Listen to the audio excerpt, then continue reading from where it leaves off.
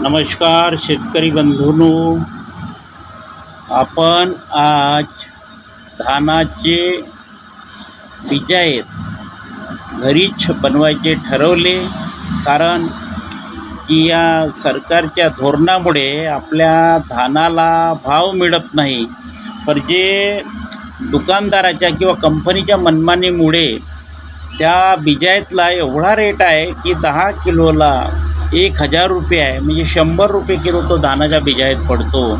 आणि आपला धान ज्यावेळेस आपण विकतो तो 30 रुपये किलोच्या भावाने जातो आणि आपल्याला 100 रुपयाच्या किलोप्रमाणे धानाच्या बिजायत घ्यावं लागते. त्यामुळे आपण घरच्या घरी धान बिजायत तयार करणे ठरवले. त्यासाठी आपण एका टपामध्ये स्वच्छ पाणी घेतले. स्वच्छ पाण्यामध्ये नमक टाकला आणि त्याला घोळलं चांगल्या तऱ्हेने.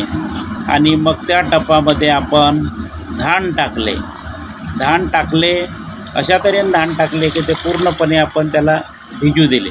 भिजू दिल्यानंतर जो जळबदल किंवा फोल तयार होते तो आपण चालणीने बाहेर काढून घेतला आणि त्याला वेगळ्या ठिकाणी ठेवले. आणि जो खालचा चांगला दाणा, भरलेला दाणा जो असतो, स्वच्छ दाणा, त्याला आपण वेगळा एक गुळा तयार केला आणि त्याला तिथे पाणी झिरपेपर्यंत ठेवलं. पाणी झिरपल्यानंतर तो थोडा सोकत आला. त्यानंतर आपण ते धान वाळवासाठी, बिजाचे धान वाळवायचे म्हटले तर ते उन्हामध्ये वाळवावे नाही लागत. उन्हामध्ये जर वाळवले तर जे त्याची धान वापण्याची किंवा उगवण्याची शक्ती असते ते खूप कमी होते. त्यामुळे आपण त्यांना वरांड्यामध्ये पंख्याच्या हवेत वाळवासाठी नेले.